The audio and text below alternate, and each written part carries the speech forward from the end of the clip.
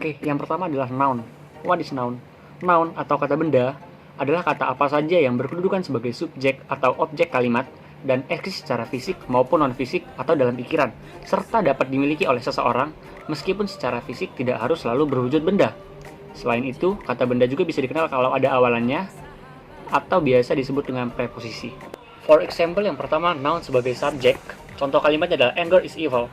Anger is the subject, artinya anger adalah subjeknya. Yang kedua, noun sebagai objek. Contoh kalimatnya adalah I like swimming. Swimming adalah objeknya. Yang ketiga, noun existing. Contoh kalimatnya adalah this is a new model of toothbrush. Yang keempat, noun possessive. Contoh kalimatnya adalah that is not his responsibility. Yang kelima, noun sebagai after preposition. Contoh kalimatnya adalah beware of danger. Secara umum, kata benda tersebut dikelompokkan lagi menjadi dua jenis. Yang pertama adalah kata benda nyata atau concrete noun. Yang kedua, kata benda tidak nyata atau abstract noun. Yang pertama, kata benda nyata atau concrete noun. Contoh yang pertama adalah dog, man atau table. Contoh kata benda nyata, common noun. Yang kedua, Indonesia, Rahmat, Nisa. Contoh kata benda nyata, proper noun. Yang ketiga, the team, the swarm, crew. Itu kata benda nyata, collective noun. Dan yang terakhir ada teacher, driver, artist, actor. Itu contoh kata benda nyata, occupation noun. Yang kedua, abstract noun atau kata benda tak nyata. Kata benda tak nyata ini maksudnya adalah kata benda yang tidak bisa terlihat secara bentuk fisik, bisa berupa pikiran atau lain-lain. Contohnya adalah yang pertama, vakansi. Yang kedua adalah integrity, yang ketiga adalah experience, yang keempat ada business, yang kelima opinion, yang keenam management, yang ketujuh freedom, yang kedelapan meeting, dan yang selanjutnya adalah hate, sight, dan lain-lain. Selanjutnya ada verb, a word that describes an action, condition, or experience of something. Jadi kata verb ini mendeskripsikan tentang aksi, tindakan, kondisi, atau pengalaman sesuatu. Dan kata kerja dalam bahasa Inggris bisa mendeskripsikan tentang suatu kondisi. Selanjutnya ada functions and uses of verb, yaitu fungsi dan kegunaan dari verb. Dengan itu mengidentifikasikan maupun menjelaskan perilaku dari si pelaku atau subjek dari kalimat. Dan juga ada 3 bentuk kata kerja. Yang pertama ada verb 1, yaitu tentang presence, dan bentuk kata kerja ini biasanya digunakan dalam simple present tense. Selanjutnya ada verb 2 atau past. Kata kerja ini biasanya digunakan dalam kalimat simple past tense.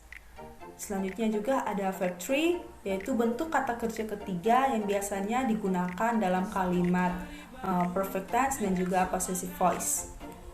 Berikut ketiga contoh dari bentuk kata kerja yang tertera di layar. Next ada kata kerja atau verbs yang dibagi menjadi 3 jenis. Yang pertama ada action verbs. Jadi action verbs ini kata kerja yang mengekspresikan sebuah tindakan ataupun kepemilikan. Yang kedua ada modal verbs, yaitu kata yang digunakan untuk memperjelas ataupun memberikan informasi tambahan mengenai suatu kemungkinan ataupun keterangan waktu. Selanjutnya ada auxiliary verbs. Kata ini sering digunakan untuk menghubungkan suatu subjek dengan kata benda atau kata sifat yang menggambarkan subjek tersebut. Pronoun. What is pronoun? Pronoun is part of a very important part of speech because pronoun is usually used to replace noun, add a secondary mention, and so on. Or pronoun is used so that in writing of pronoun, we do not use the same noun over and over again.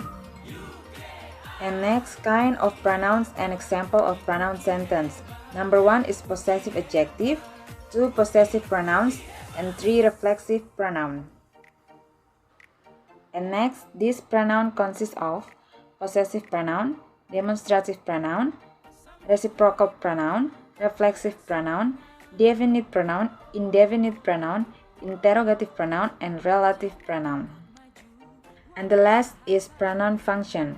Pronoun function is subject, object, object of preposition, subjective complement, question word, and conjunction.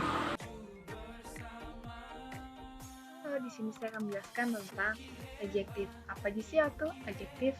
Adjektif adalah kata yang digunakan untuk mendeskripsikan noun atau kata benda, pronoun kata ganti yang dapat berupa orang, tempat, hewan, atau benda atau konsep abstrak.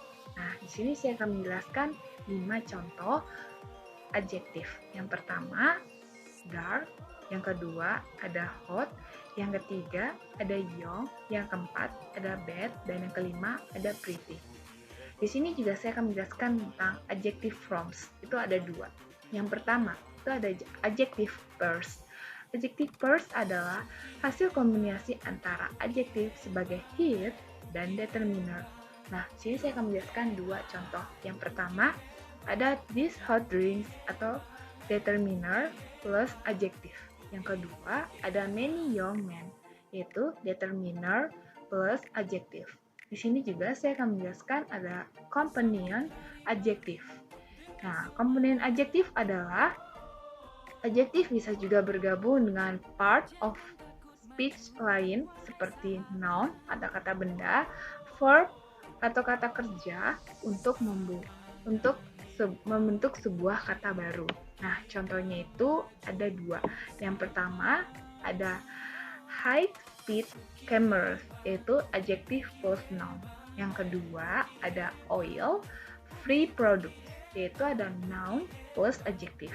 Sini juga saya akan menjelaskan tipe-tipe adjektif atau jenis-jenis kata sifat.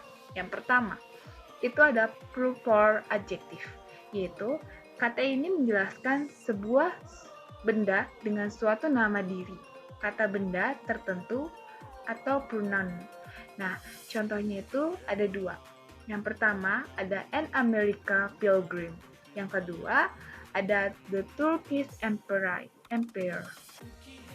Nah, yang kedua itu ada descriptive adjective, yaitu kata yang digunakan untuk menerangkan sifat dan keadaan dari seseorang, seperti hewan atau benda. Nah, contohnya itu ada 2. Yang pertama, ada a white dog, dan yang kedua ada newspaper.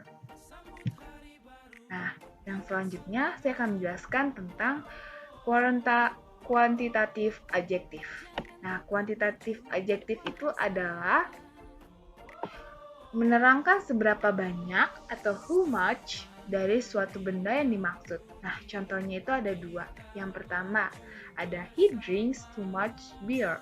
Yang kedua, ada can you cut this hamburger in half, please? Nah, yang keempat, itu ada numeral adjektif. Nah, itu adalah sesuai dengan angkanya. Numeral adjektif itu menerangkan sebuah jumlah dalam bentuk numerik atau angka. Contohnya itu ada 2. Yang pertama itu ada could you make it double for me please. Yang kedua ada did you know he won second place in the running competition. Yang kelima ada distributive adjective, yaitu adjektif ini berfungsi untuk membagi sebuah kata benda dalam kalimat.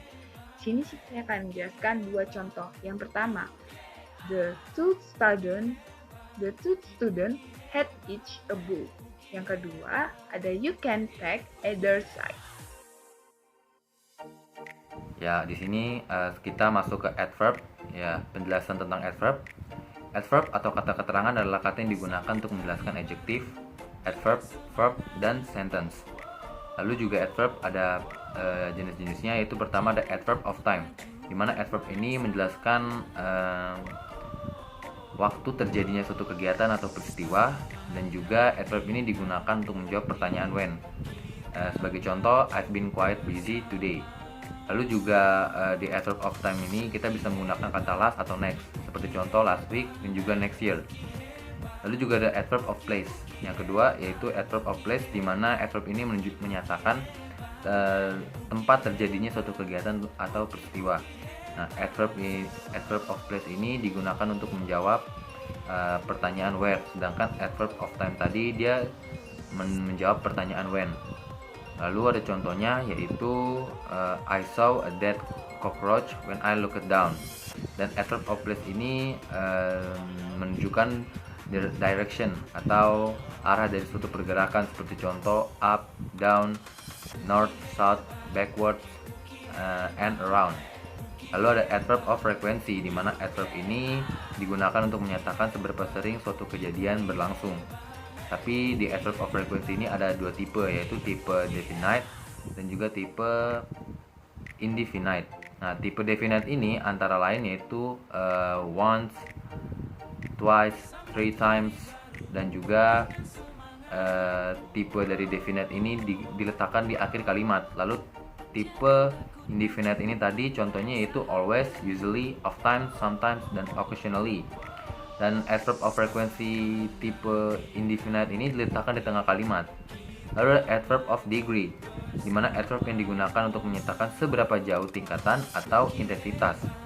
Lalu ada contohnya yaitu dari sangat-sangat banyak, yaitu ada absolutely dan completely. Lalu sangat banyak yaitu very much dan positively.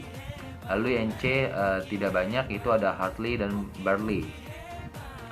Nah, lalu juga di sini adverb of degree ini dia menyatakan completeness atau kelengkapan juga ada, yaitu contohnya sepenuhnya. Nah, sepenuhnya ini tadi yang completeness yaitu ada completely, strongly, perfectly, entirely, dan largely.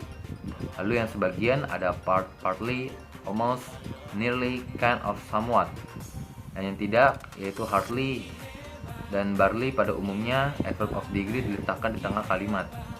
Lalu ada adverb of manner, di mana adverb ini merupakan kata keterangan yang menjelaskan bagaimana suatu peristiwa terjadi atau dilakukan. Contohnya itu Tasya sing the song beautifully. Jadi adverb of manner ini dia berakhiran ly.